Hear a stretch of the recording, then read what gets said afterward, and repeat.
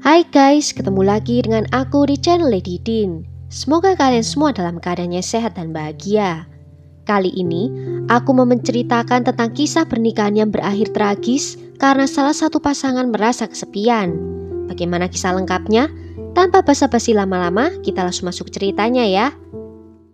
Sebelumnya, jangan lupa untuk subscribe dulu channel ini dan nyalakan lonceng notifikasinya supaya kalian tahu video terbaru dari aku.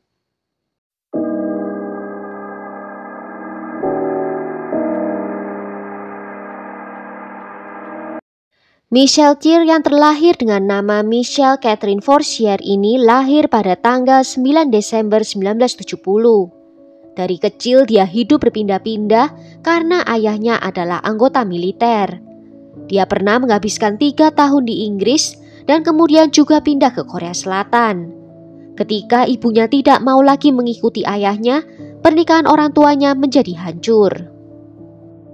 Setelah kembali ke Amerika Serikat, ibunya mulai bekerja, dan ini membuat Michelle bertanggung jawab untuk merawat 2 adiknya.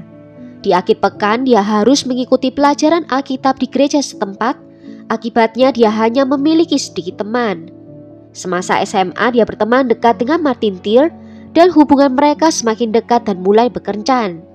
Beberapa orang berpendapat kalau mereka adalah pasangan yang sempurna.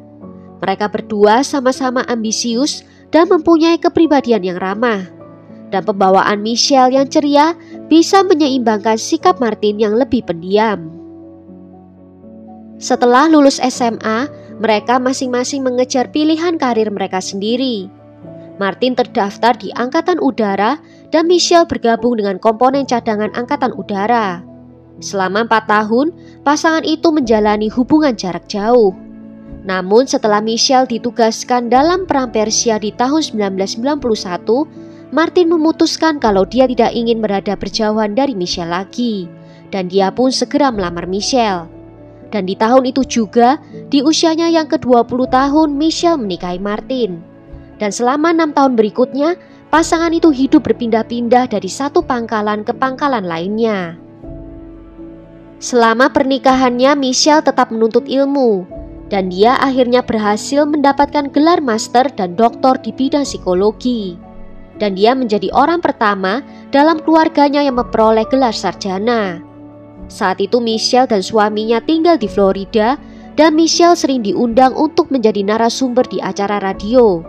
Dia juga sering diundang untuk ceramah, menjadi sukarelawan di hotline krisis, dan juga merawat pelaku kekerasan di penjara.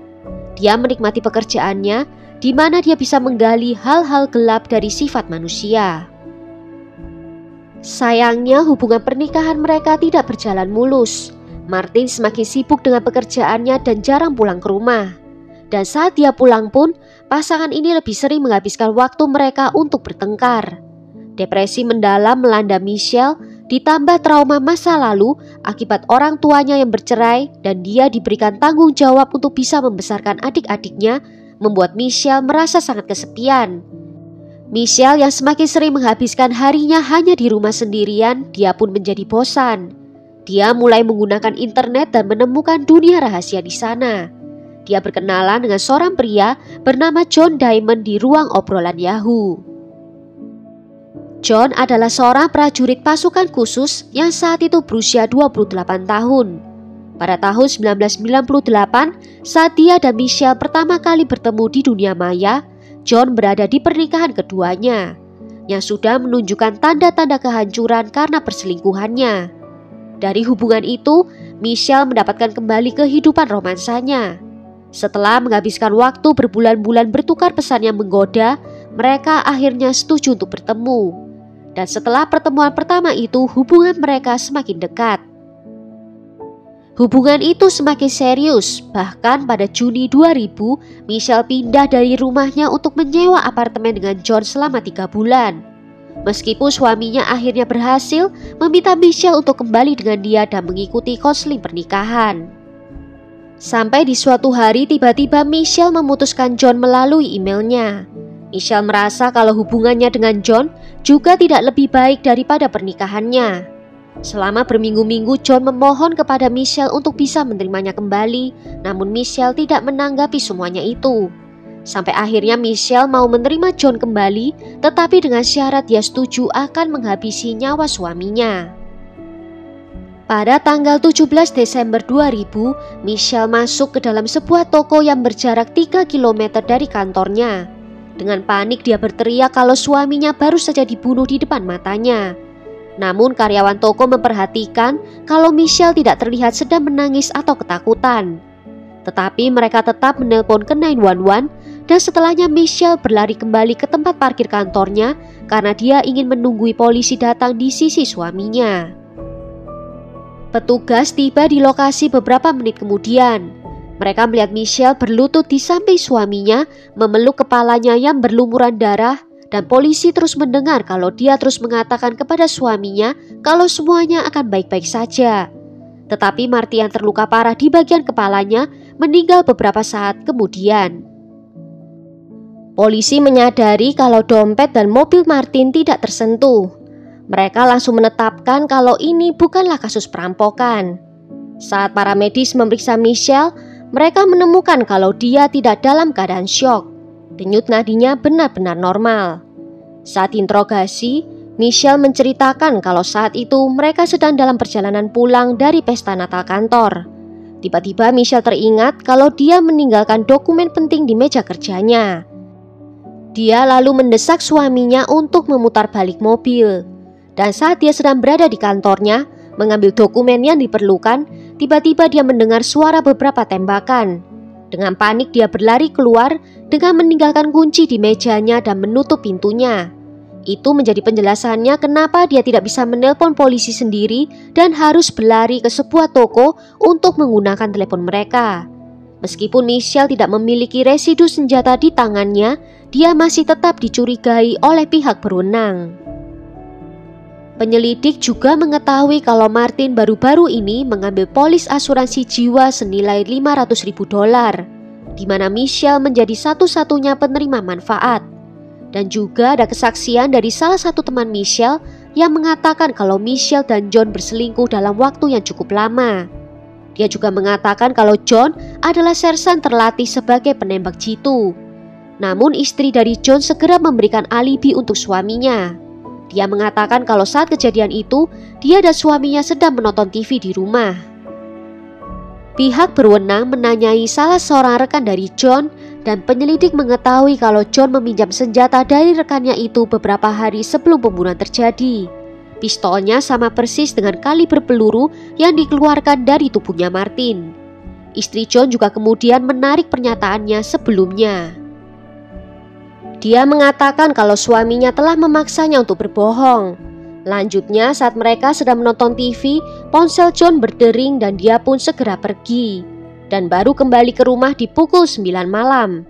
Yang anehnya begitu John pulang, dia langsung mencuci baju yang dikenakannya tadi. Dari catatan ponselnya juga mengkonfirmasi kalau memang ada panggilan telepon masuk dari Michelle. Namun selama interogasinya, Michelle membantah kalau dia melakukan panggilan telepon terhadap John.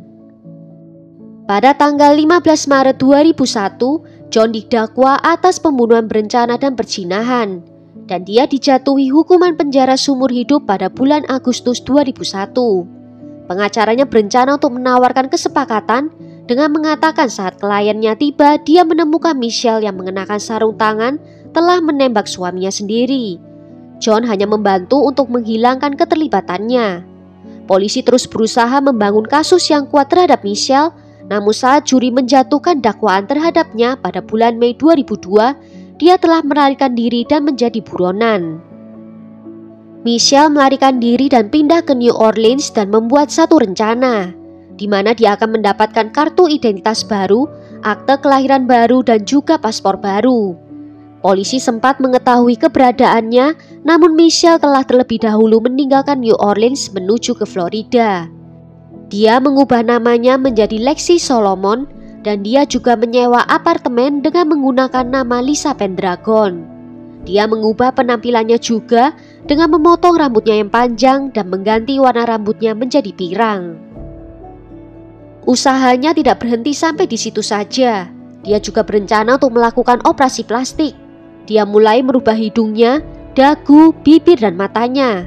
Selama masa pelarian itu, Michelle juga dekat dengan seorang pria bernama Dana Horton yang tampaknya telah dicuci otak. Suatu hari, Dana menelpon ke ayahnya Michelle untuk memberinya instruksi tentang gudang yang disewa di New Orleans sebelum menghilang. Ternyata telepon itu disadap dan pihak berwenang mengetahui kalau telepon itu berasal dari Florida. Setelah 3 bulan lebih dalam pelarian, akhirnya Michelle berhasil tertangkap pada 15 Agustus 2002. Jaksa menawarkan 8 tahun di penjara dengan imbalan pengakuan, tetapi Michelle menolak. Setelah persidangan yang berjalan cukup lama, pada tanggal 3 Desember 2004, Michelle dijatuhi vonis di penjara seumur hidup tanpa kemungkinan pembebasan bersyarat. Ditambah 13 tahun untuk tuduhan konspirasi. Selama di penjara, Michelle masih terus melakukan manipulasi dan menjerat orang-orang di sekitarnya. Dia bahkan pernah dihukum karena mencoba untuk melakukan pembobolan pada tahun 2010. Ada rumor yang menyatakan kalau ada seorang pria yang tidak disebutkan identitasnya dan pria itu tergila-gila dengan Michelle. Dia memberikan blueprint penjara dan peta daerah sekitar. Michelle dihukum 45 hari di sel isolasi untuk pelanggaran ini. Dan pada April 2011, Pengadilan Banding Federal menolak permintaannya untuk sidang yang baru.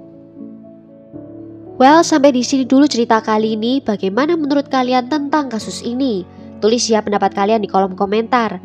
Akhir kata, terima kasih karena sudah nonton video ini sampai akhir. Sampai jumpa di video berikutnya. Ciao.